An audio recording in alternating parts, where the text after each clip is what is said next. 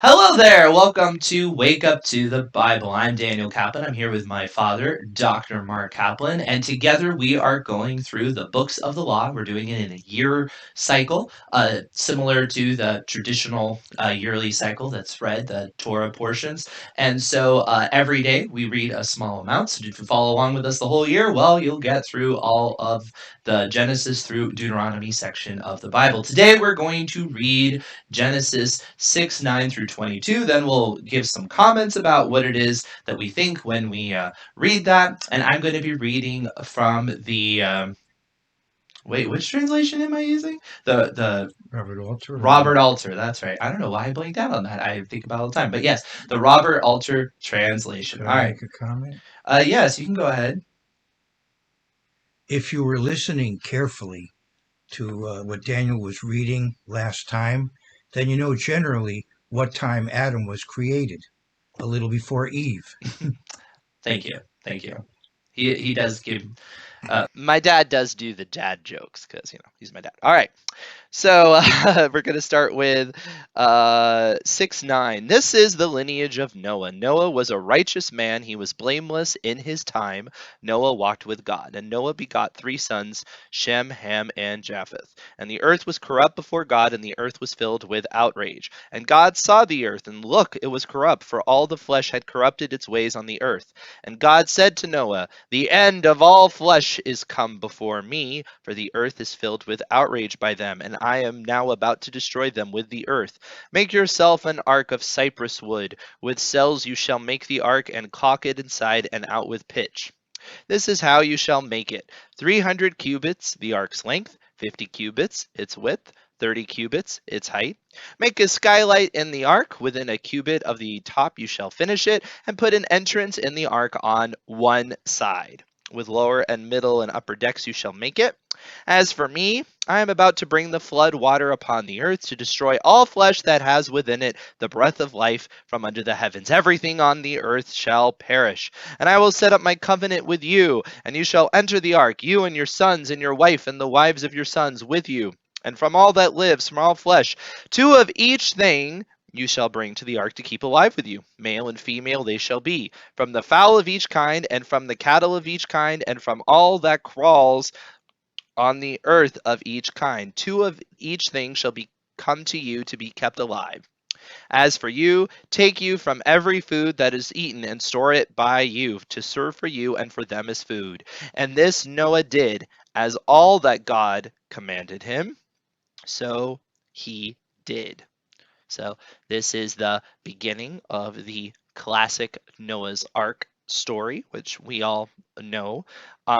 But sometimes I think there are certain things that people either not that they don't know, but maybe they think they know. One common thing that often comes up, and we're going to get to that a little bit later, but I'll comment on it now, is one common thing that comes up is the crowd of scoffers as he's doing that, and that's not something that the Bible specifically speaks to. And then, of course, I mentioned in an earlier podcast, but the idea that rain was an unknown concept sometimes creeps up, and that does not seem to be the case here. What are some of the things that come to mind as you look at this text? Well, in an earlier reading, it seems that perhaps Noah had a 120-year ministry, and it would have taken quite a bit of time to build this structure. And I wanted to comment that there are various there are various cubits, and the largest one I know of is called the royal cubit, which is 25.2 inches. Sometime later on, I'll comment more on that as we get maybe into the book of Exodus.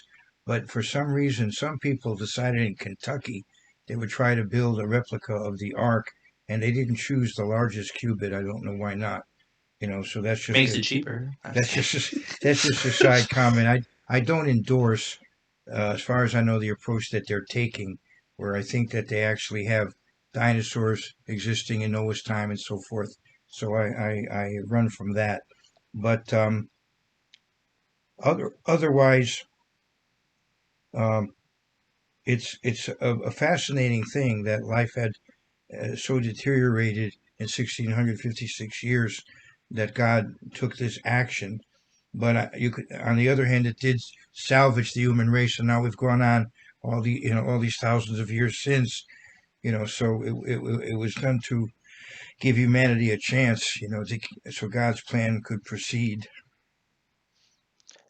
Yeah, I know a classic debate that happened among the rabbis and people talk about is this statement when it says that Noah was blameless in his time. It's how he translates it, is like, what does that mean? Some people would say, well, it's of his time because it was such a rotten time that, he was good in comparison. Of course, the other argument is when is it the most difficult to be a righteous person? And that is when you have all this intense pressure. So you can look at it either way. I will say, for those who want to take a more negative approach towards Noah, one thing you can say is, unlike other characters in the Bible, such as Abraham, Noah does not specifically make any sort of appeal on behalf of anybody else. He just says, okay, I guess that's what you want to do. Whereas Abraham's like, far be it from you to do that sort of thing. So there's no challenge. However, the circumstance is also different. So that's just an interesting element of the story, is the fact that he does not do that. I would also like to say that the portion ends. I'm reading a New King James translation. Thus Noah did according to all that God commanded him, so he did. So he doesn't try to bow out. This is too much for me to do, or I don't have any talent in this field, or and so on and so forth. As sometimes people whom God chooses to do certain things are reluctant to do it. He seemed to have been very zealous about doing what God ordered him to do and try to do exactly what he was told to do.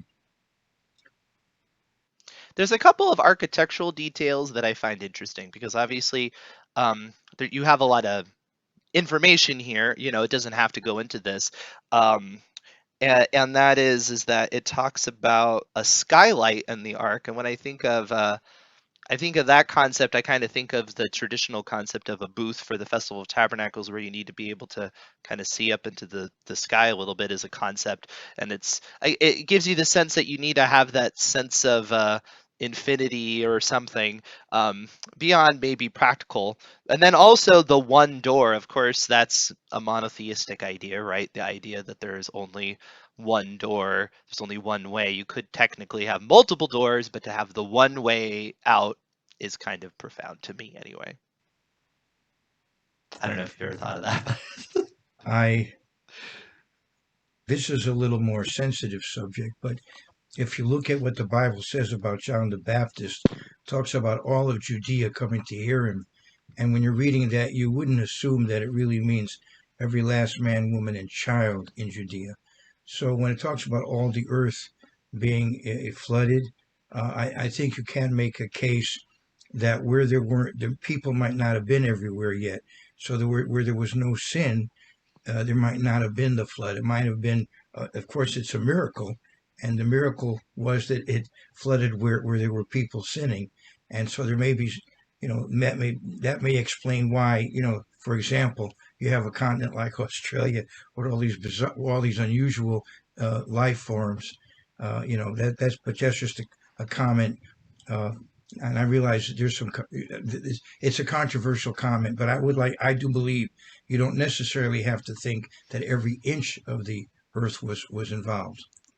Just for clarification, though, because I'm pretty sure I know how you're going to answer this, you would say, though, that you must believe that all humans besides the 8 on the ark were destroyed. Yes, that's what the Bible says. So wherever there were people, they drowned or died one way or the other, fighting with each other or however they did it. But they all died, but those 8, I believe that. Right, and just to give a little more backing as to of just what you were saying, this thing is the flood is a punishment, and generally, and God can make sure the punishment is specific to who needs to be punished, in any supernatural way. If you can part the Red Sea or whatever, you don't have to assume, oh, well, if the water has to get to a certain level, therefore it has to. I mean, you don't have to do any of that because this is all a miracle, right? So, and I also think of that too when people look for evidence of something, because to me it's like, well, we could try to look for evidence of the parting of the Red Sea. Is there like a demarcation somewhere, and I just don't. There's no reason to assume that God even has to work like that. When you have the burning bush was not consumed and all of this, he operates outside the laws of nature. So I mean, if you find it and you're inspired by it, then great. But for me, it's not something that I really concern myself with. I'd like to mention that the flood is actually a matter not of geology but of archaeology, and archaeology does support the concept of a universal flood. We have around 2000 BC a disruption in human civilization. In Egypt, we have the end of the Old Kingdom, and then we have what is called the Middle Kingdom, and it is different. And also, I think you'll find in Mesopotamia a disruption of civilization around 2000 years BC, and then a different sort of civilization that develops afterwards. So I think you can find that archaeology actually does support the concept of a universal flood. One last thing I'd like to mention is that even though in this specific uh, passage that we were reading right now, it just mentions the two, and then later on we're going to see that Noah is bringing on more animals that are clean animals. So it's just something to keep in mind when you see passages in the Bible. You are getting the information that you needed up front. And the point of this, in terms of the two, is that symbolism. It's the perpetuation of the species and all of that. Later, you'll get that extra detail that for the animals that will be used for the sacrificial system and consumed, you need more of them. But I think thematically, it doesn't make sense to include it here. But obviously, he had to have those instructions because that's what he does later on. So you just have to keep that in mind when you read the material, that sometimes we're just not getting every little bit of information all the time. One of the great biblical issues that we deal with is why didn't Noah kill those two mosquitoes when he had the chance? On that note, we'll end this episode. Please like, subscribe, hit the bell. We're going to be updating these episodes every day throughout the year, so you can follow along with us. And you can always leave comments, read ahead. And you can always plug in some comments based on that portion that's coming up. And hopefully we will be able to address that as well. Or if you just want to even get involved in the show, you can go ahead and you can read a portion and we can play a snippet of it. We'd just love to hear from everybody out there. In the meantime, we will see you tomorrow.